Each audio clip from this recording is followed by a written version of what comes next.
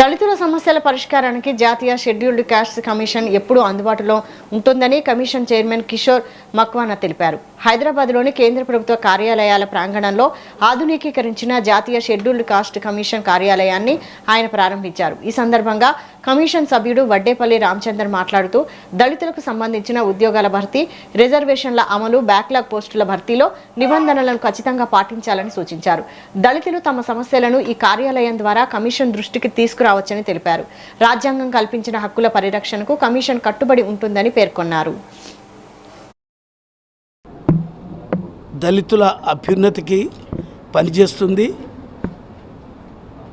జాతీయ కమిషన్కు బాబాసాహెబ్ అంబేద్కర్ గారు ఒక జ్యుడిషియల్ పవర్ ఇచ్చారు.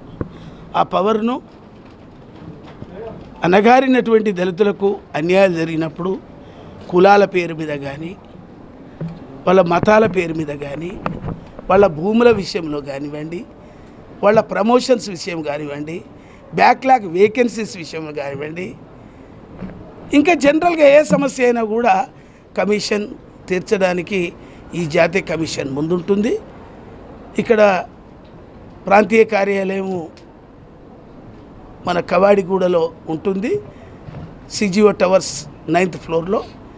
మన యొక్క సోదరులందరూ కూడా ఈ యొక్క అవకాశాన్ని ఉపయోగించుకోవాలనే ఉద్దేశంతో ఈ ఇనాగ్రేషన్ కొంత ఎస్టాబ్లిష్ చేసి రెనోవేషన్ చేసిన తర్వాత మళ్ళొకసారి మన వాళ్ళు దళితుల ఆఫీసులు అంటే